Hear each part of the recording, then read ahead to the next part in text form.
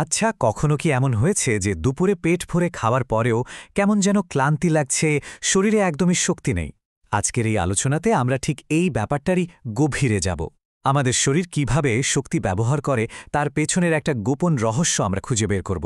আর এটা জানলে কিন্তু প্রতিদিনের এনার্জির লেভেলটাই হয়তো বদলে যাবে। চলুন শুরু করা যাক একটা মজার ধাঁধা দিয়ে, যেটা আমাদের শরীরের শক্তি নিয়েই। আর এটা হয়তো আমাদের অনেকেরই প্রতিদিনের অভিজ্ঞতা। ভাবুন তো, আমাদের শরীরে কিন্তু প্রচুর শক্তি জমা থাকে, অথচ আমরা প্রায় ক্লান্ত হয়ে পড়ি কেন?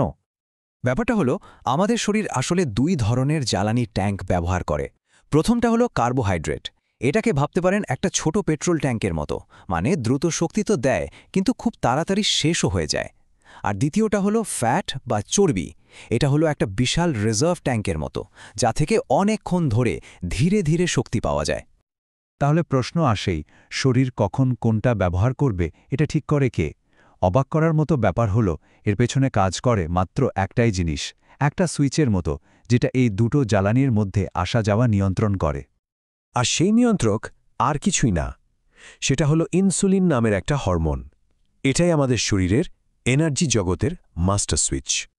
তো এই যে ইনসুলিন সুইচের কথা বলছি, এটা ঠিক কিভাবে কাজ করে চলুন একটু বিস্তারিতভাবে ব্যাপারটা দেখে নেওয়া যাক।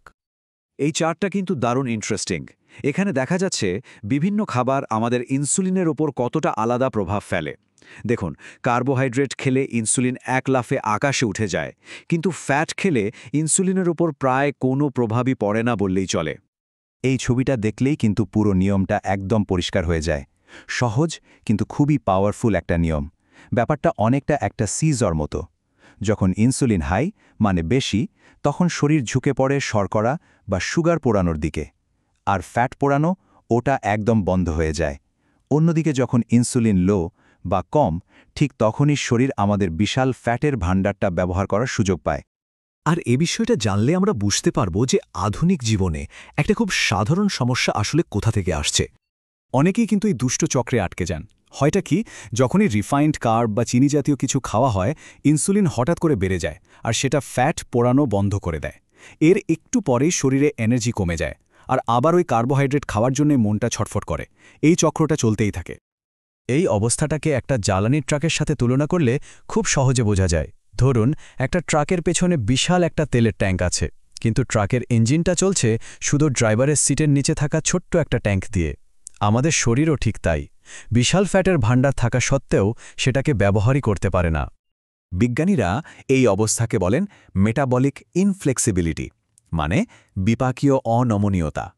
সহজ কথায়, শরীর তার জ্বালানি ব্যবহারের যে ফ্লেক্সিবিলিটি বা নমনীয়তা, সেটা হারিয়ে ফেলেছে, আর শুধুমাত্র শর্করা পোড়ানোর একটা মোড়েই আটকে গেছে। আর এখানেই ব্যাপারটা বেশ গুরুত্বপূর্ণ হয়ে ওঠে, কারণ দীর্ঘ সময় ধরে এই শর্করা দহন মোডে আটকে থাকাটা কিন্তু স্বাস্থ্যের জন্য বেশ ঝুঁকিপূর্ণ। আর এটা হাই ব্লাড প্রেশার থেকে শুরু করে ব্রেনের নানা রকম জটিল সমস্যার সাথেও যুক্ত হতে পারে। তবে ভালো খবর হলো, এই চক্র থেকে কিন্তু বের হওয়ার উপায় আছে। চলুন এবার আমরা সেই সমাধানের দিকেই যাই। কিভাবে আমাদের শরীরের ওই বিশাল ফ্যাটের ভাণ্ডারটাকে আনলক করা যায় আর সেটাকে ব্যবহার করা যায়। একটা সাধারণ দিনের কথা ভাবুন। সকালের নাস্তা, দুপুরের খাবার, রাতের খাবার, সবকিছুতেই কার্বোহাইড্রেট থাকার কারণে আমাদের ইনসুলিন লেভেল বারবার চূড়ায় ওঠে। এর ফলে শরীর ফ্যাট পোড়ানোর জন্য প্রায় কোনো সুযোগই পায় না, আর সারাদিন শক্তির জন্য ওই শর্করার উপরে নির্ভর করে থাকে। এবার দেখুন তো কি হয়, যখন খাবারের ধরনটা একটু বদলে দেয়া হয়। ইনসুলিনকে দীর্ঘ সময়ের জন্য নিচু আর স্থিতিশীল রাখা হয়। শরীর তখন একটা বিশাল ফ্যাট বার্নিং জোনে ঢুকে পড়ে। এতে শুধু জমানো ফ্যাটই পড়ে না, বরং সারাদিন ধরে একটা স্ট্যাডি এনার্জি পাওয়া যায়। আচ্ছা, এই পরিবর্তনটা আনার জন্য কিন্তু মাত্র ৩টা সহজ নিয়ম মেনে চললেই হয়, খুবই কার্যকরী। প্রথমত, প্রোটিনকে প্রায়োরিটি দেওয়া, কারণ এটা শরীর গঠনের জন্য জরুরি আর পেটও অনেকক্ষণ ভরা রাখে। দ্বিতীয়ত, স্বাস্থ্যকর ফ্যাটকে জ্বালানি হিসেবে ব্যবহার করা, কারণ এটা ইনসুলিনকে স্থিতিশীল রাখে। আর ৩ নম্বর হল কার্বোহাইড্রেট কন্ট্রোল করা, বিশেষ করে চিনি আর রিফাইন্ড কার্বস, যেগুলো ইনসুলিনকে সবচেয়ে বেশি বাড়িয়ে দেয়, সেগুলো এড়িয়ে চলা। আমাদের আসল লক্ষ্য কিন্তু কোনো একটা নির্দিষ্ট জ্বালানির উপর নির্ভরশীল হওয়া নয়, বরং শরীরের সে স্বাভাবিক ক্ষমতাটা ফিরিয়ে আনা, যাতে শরীর প্রয়োজন অনুযায়ী শর্করা আর ফ্যাট দুটোর মধ্যেই সহজে সুইচ করতে পারে। আর এটা কিন্তু খুবই গুরুত্বপূর্ণ একটা বিষয়, কারণ আমাদের শরীরে কার্বোহাইড্রেটের চেয়ে প্রায় 40 গুণ বেশি শক্তি ফ্যাট হিসেবে জমা থাকে। ভাবুন কি বিশাল একটা শক্তির ভাণ্ডার, যেটা আমরা বেশিরভাগ সময় ব্যবহারই করতে পারি না। এই আদর্শ অবস্থাটায় পৌঁছানোকেই বলা হয় মেটাবলিক ফ্লেক্সিবিলিটি বা বিপাকীয় নমনীয়তা।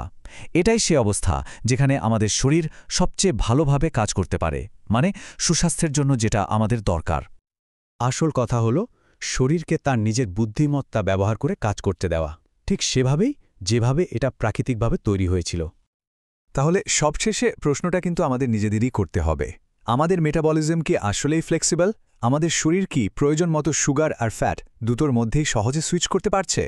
নিজেদের স্বাস্থ্যের কথা ভাবলে এই প্রশ্নটা কিন্তু খুবই জরুরি।